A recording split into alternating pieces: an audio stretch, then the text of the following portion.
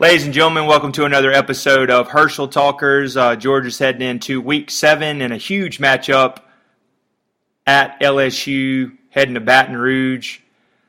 This week on the podcast, we welcome former Georgia wide receiver Sean Bailey. He's a return guest from last year. Great guy and a great conversation. We look at Georgia's wide receiver core, look at the rest of the schedule for the Dogs, predictions on some of the games this week, and both of our predictions on the LSU game. Sean was not able to join us this week. He's busy with work, but great conversation with former UGA great Sean Bailey, and enjoy. Yeah, ladies and gentlemen, we have another special guest this week. We've got a return guest, former wide receiver Sean Bailey.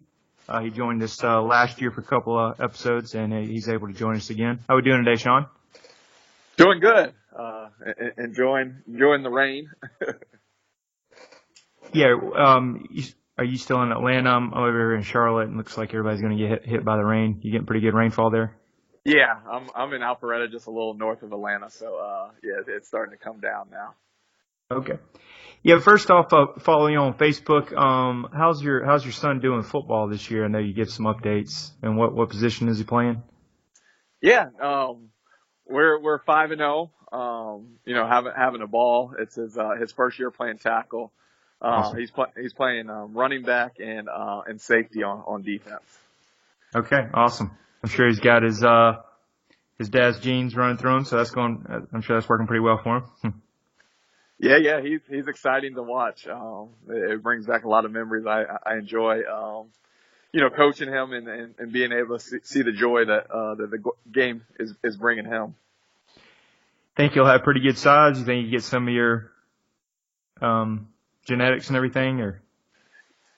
Yeah, I'm hoping that he looks like he's going to be better than me. He's a lot further advanced than I was at his age. So awesome. It's exciting for sure.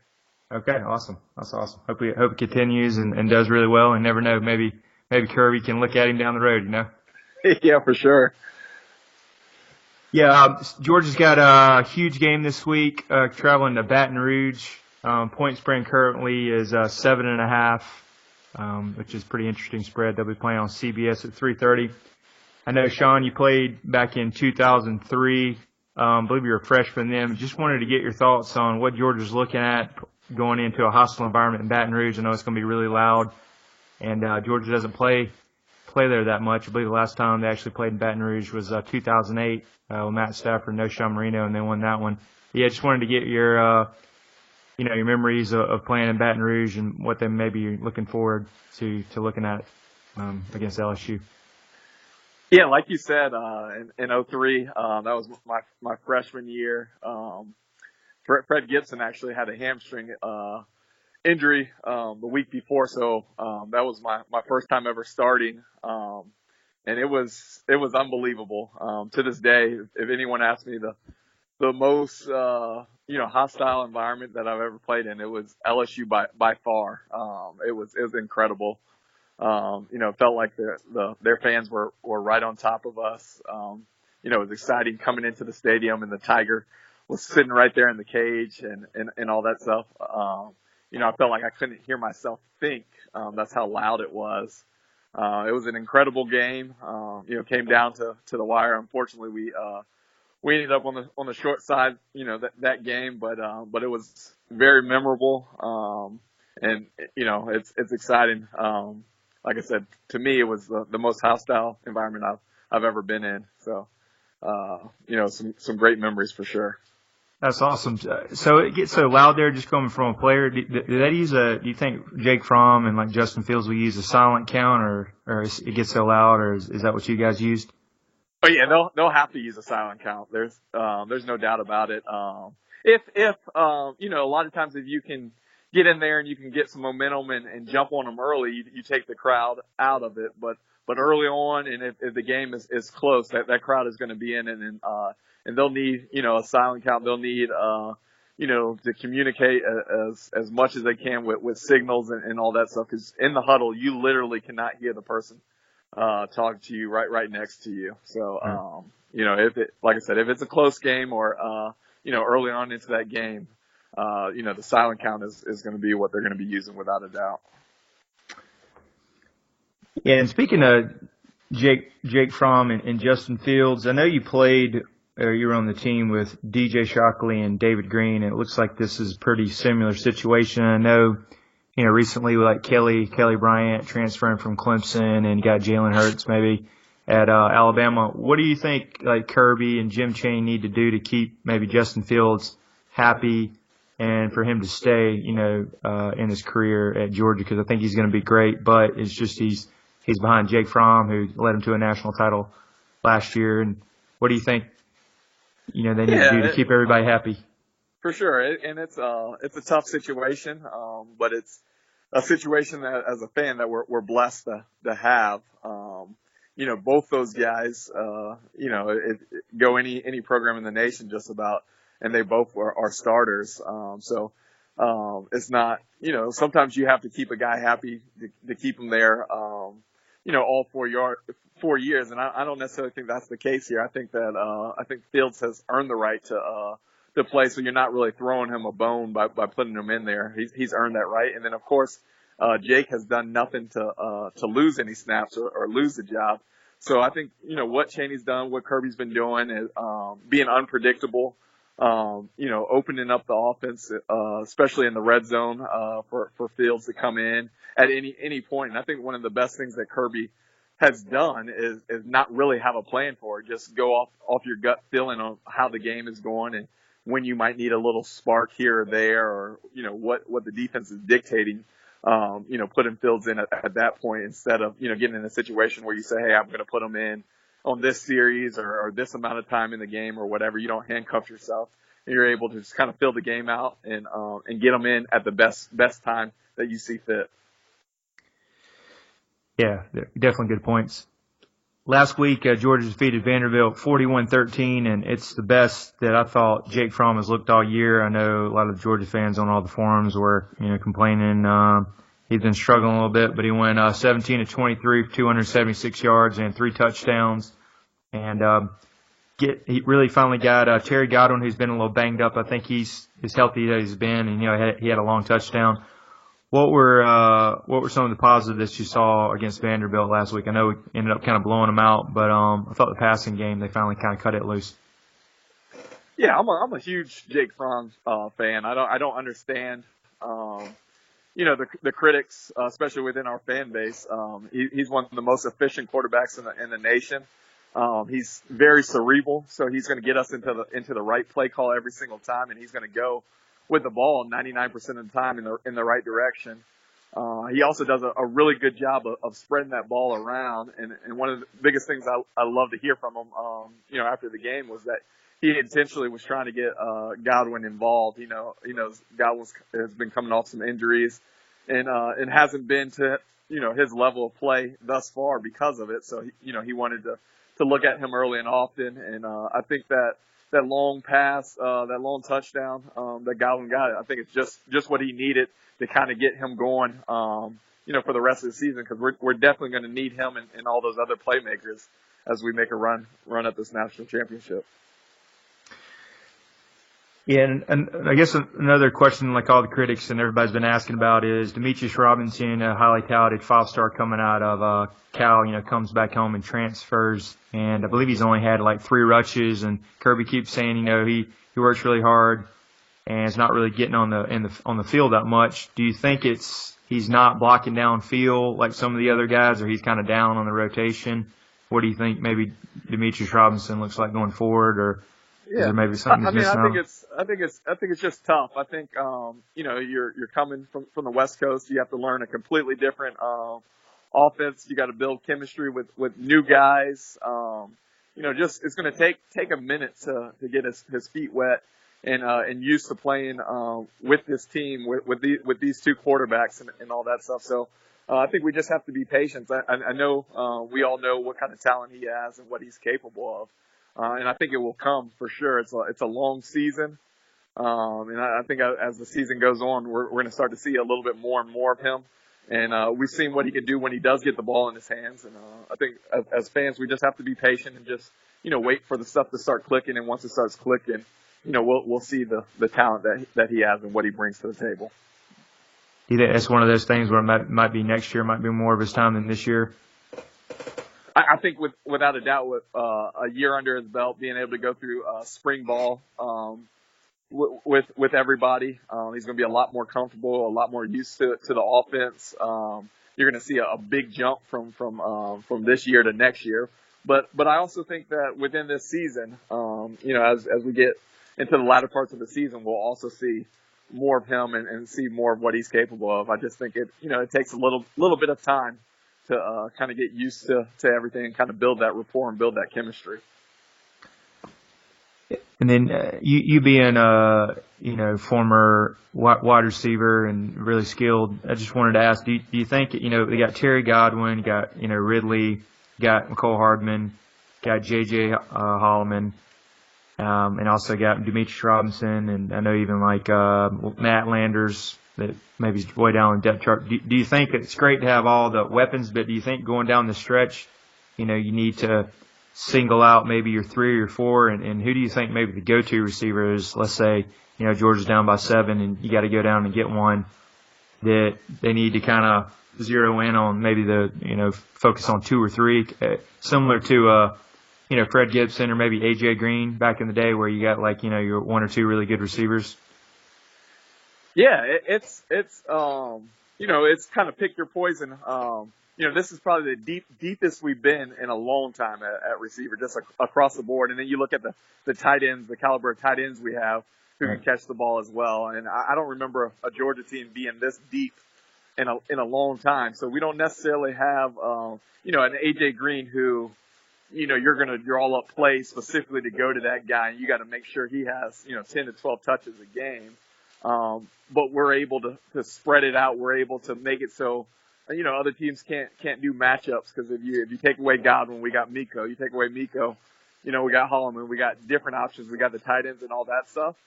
And then you have to understand we play in the SEC, so the chances of all these guys making it through the season without getting banged up or having injuries are slim to none. Okay. Yeah. And the next question is looking at the matchup against LSU. They're coming in off a loss against Florida. What do you see the keys to victory that Georgia needs to do to try to get a win? Again, it's a 7.5 point spread coming into a hostile environment. I believe this will be the toughest game of the year, and Georgia is coming in a little banged up. I believe David Marshall's going to be out with a foot injury.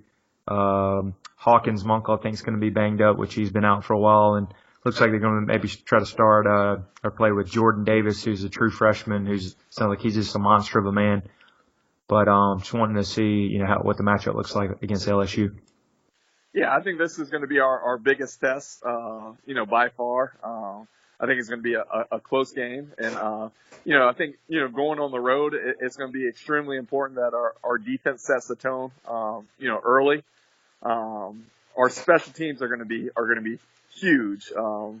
If we keep kicking the way we're kicking on field goals with Blankenship and making all those things, that definitely could be the difference.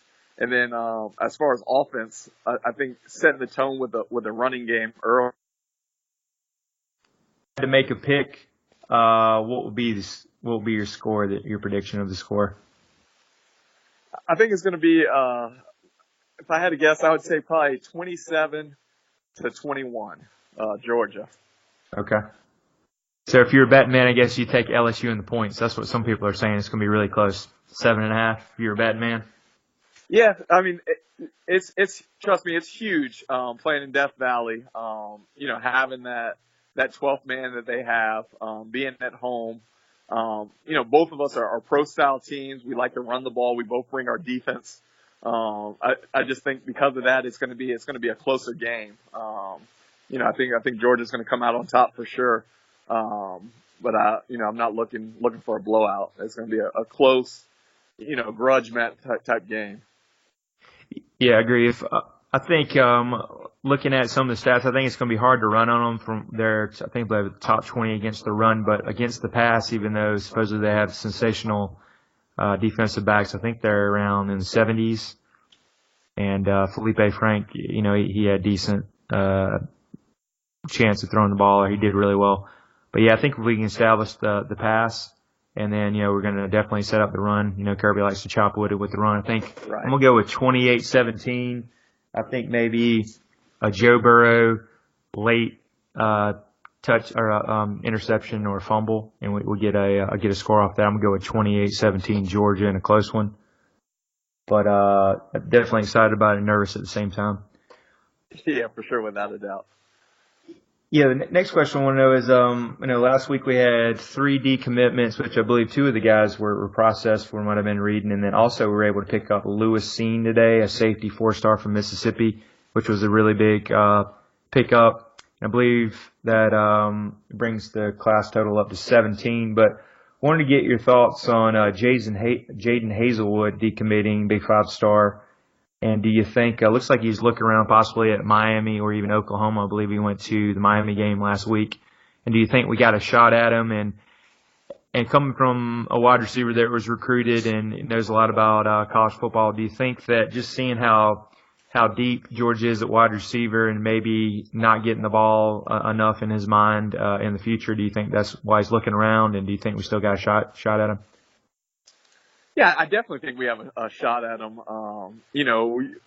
As a high school guy, you want to come to a place that's number one going to give you the best opportunity to get to the league. Regardless of what people say, any high school, big time high school recruit, that's their number one mindset is, hey, I'm going to be 3 years and go to the league. Does that always happen? No, but that's what they're thinking coming in. So they're looking for a place that they have the ability to do that.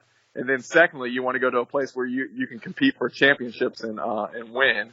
And thirdly, you do look at that depth chart and you do look who's there and what is your chances of making an impact early on. And, without a doubt, Georgia checks off those first 2 boxes. You look at guys like A.J. Green, Reggie Brown, Hines Ward, they've come and had great careers here, gone on into the league, had, excellent Hall of Fame type careers in the league. So you can come to this place as a receiver and get to the next step, being an early round draft pick and having a successful career in the NFL. And then 2, we're right there. We're in the cups of winning a national championship. We're playing for SEC championships and national championships, and we're going to be playing for a long time. And then, to your point, we are a little bit deeper and we got some young guys. So you do see that and we are a balanced team. So we're not going to throw the ball 90% of the time. We're going to be balanced run pass. I think he's opening up his options. He's going to look around, other places, but I think at the end of the day, Georgia's going to be in his top 2 or 3. And we'll just, see if he comes back to his original, gut feeling, with being with the Bulldogs. And I know you're a Rick guy, and I believe he likes that A.J. Green, did go through Mark Rick and has a successful career, and he's doing really well with the Cincinnati Bengals. But do you see the comparison as, why would he want to go to Miami? Because, Miami is looking at their stats as more of, around close to 200 yards a game rushing, close to 200 yards passing. He's pretty similar to Georgia. Do you think it's just maybe he thinks he can play a lot quicker with Mark Rick's systems than Georgia? Is that why you think he's looking around at that? Yeah, I mean, I think you said it.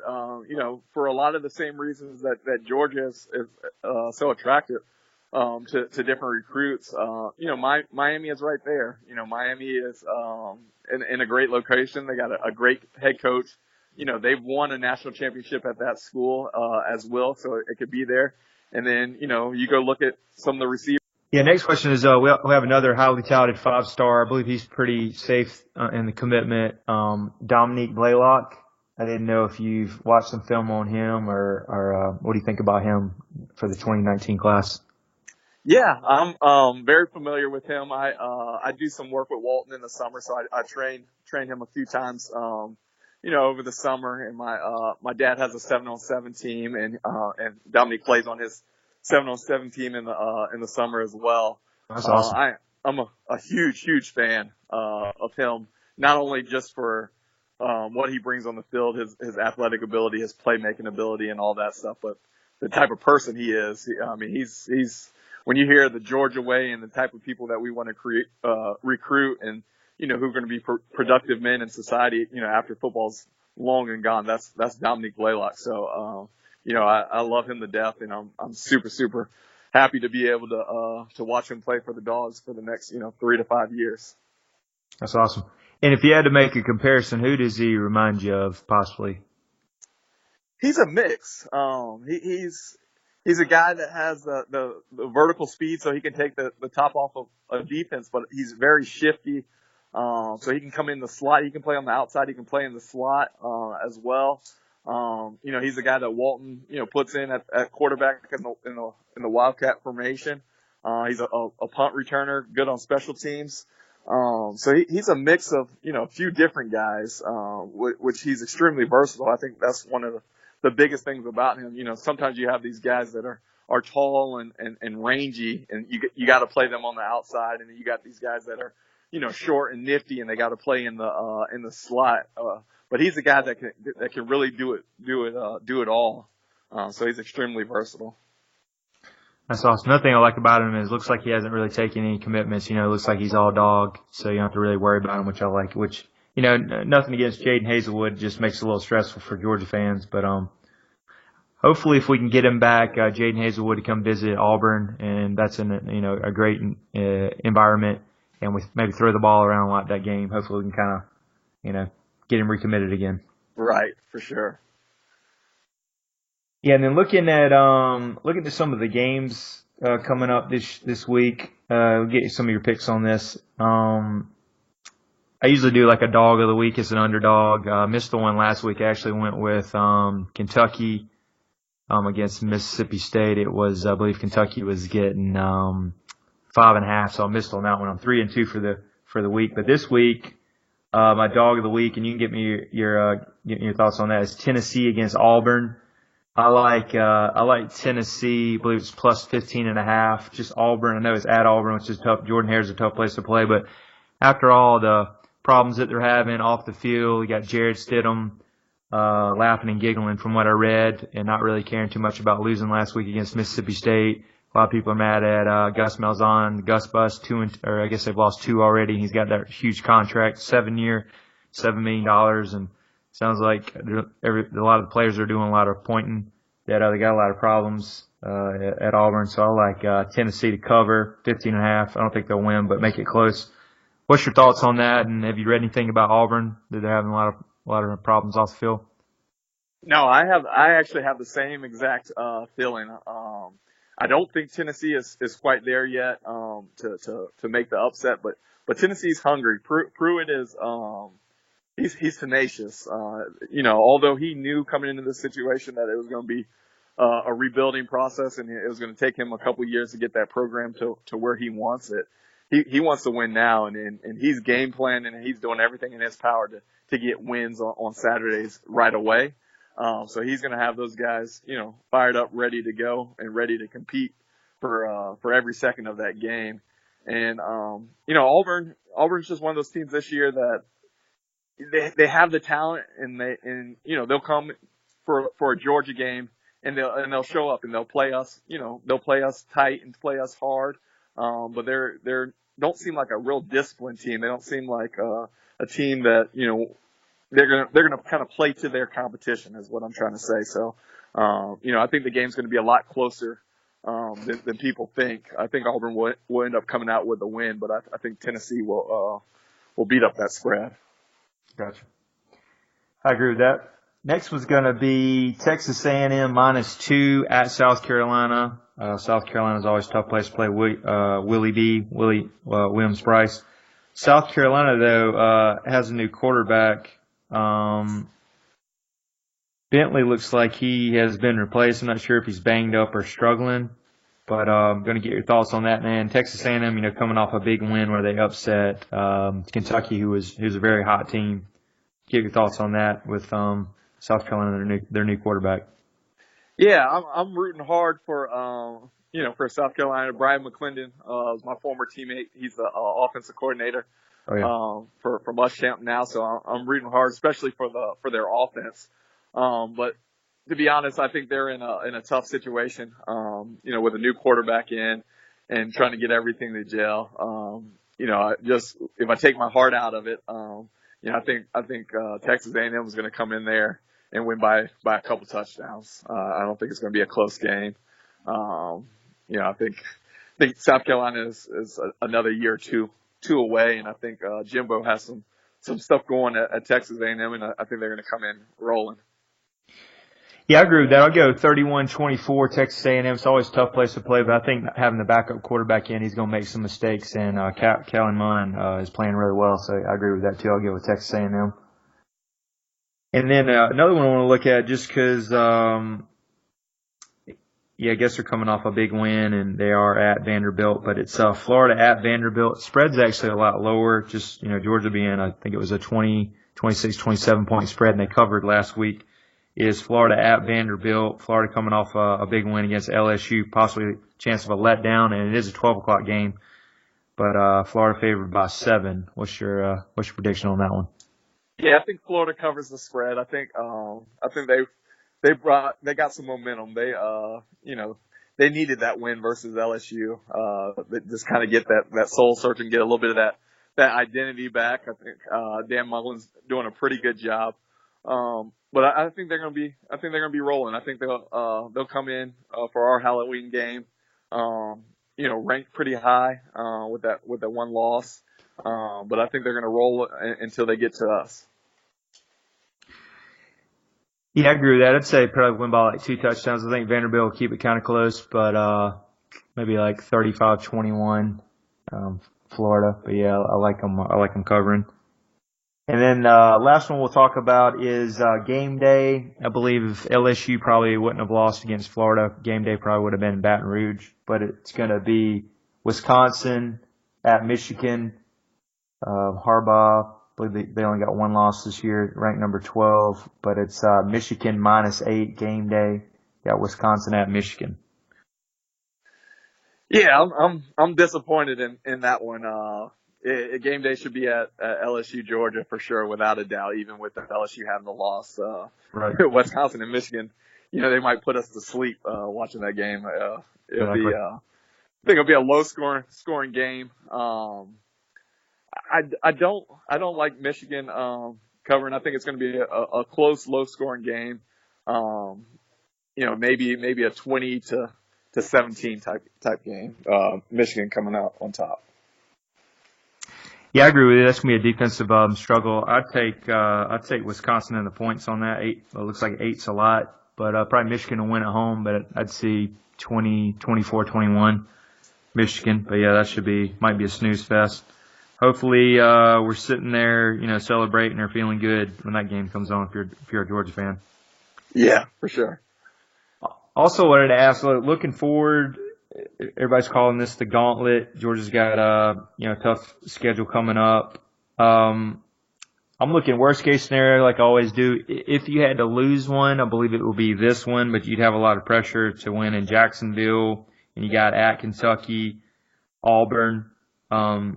Just getting your thoughts going forward. How do you see the season turning out? And everybody's also talking about collision course with with Alabama, who's just blowing people out. In Atlanta. Going to get your thoughts on the rest of the schedule for Georgia. Mm-hmm. I mean, it's going to be they're going to be tough games. We play in the SEC, and I know Kirby has raised expectations. I know you get through the games, and people are disappointed with the way we won, and we should have won by a bigger margin or whatever. But games are going to be tough, and they're going to be close score games. Regardless, playing in the SEC. But I do like, our chances of running the table. I do think that Alabama and Georgia are the 2 best teams in the country. At this point, I think Alabama's a little bit ahead of us, but we got a long season ahead of us, and we're just going to keep on clicking, keep on rolling. But my prediction is that, Alabama and Georgia are going to meet each other in the SEC championship, both undefeated. And my prediction is that both those guys are going to advance from that game to go to the college football playoff. I think they'll remain 1-2 throughout the season. And then, it's going to be a close game in Mercedes-Benz. And the loser of that game is still going to get into the college football playoff. Awesome. Yeah, I agree with that. I hope it goes like that. Also, I wanted to ask, just from you play college football in a mindset. Do you think one loss, kind of like last year, makes them hungrier than, if you pretty much win all the games, you don't have that adversity you go against? So you think it will be actually, no one likes to lose, but, having that kind of redemption as it was last year, do you say it would actually be good to lose one of the games? And of course, hopefully still make it to Atlanta, just coming from a team mindset, because if you kind of blow everybody out, you don't know how to go against adversity.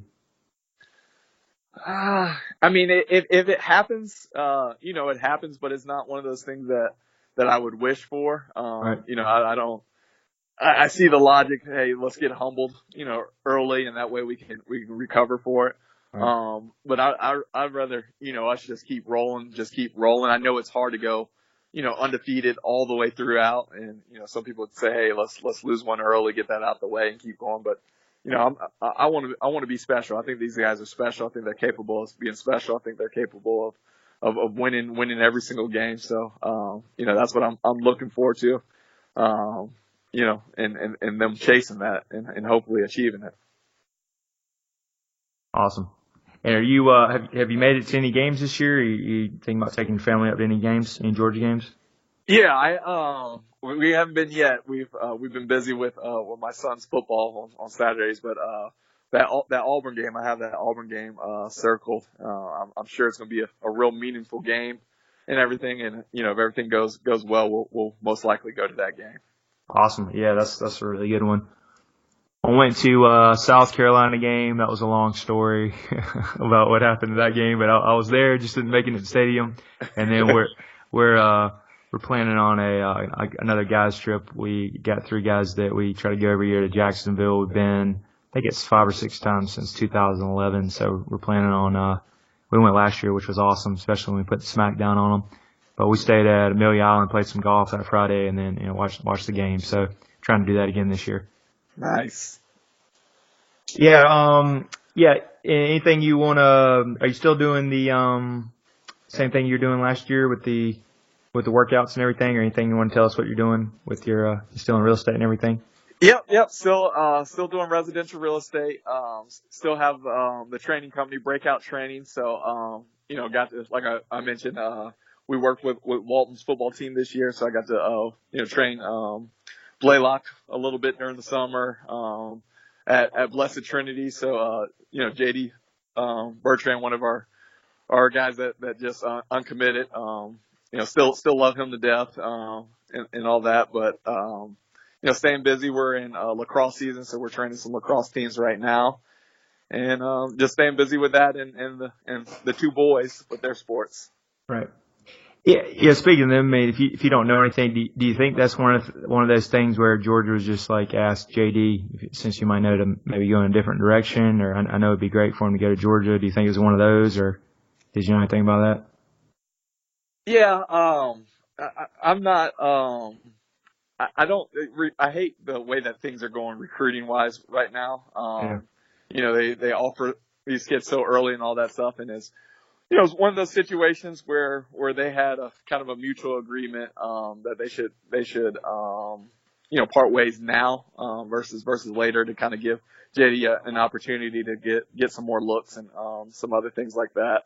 Yeah. That's one of the things that I did really appreciate about Coach Rick is he wasn't gonna offer you until he was for sure that you were the right fit for Georgia. Right.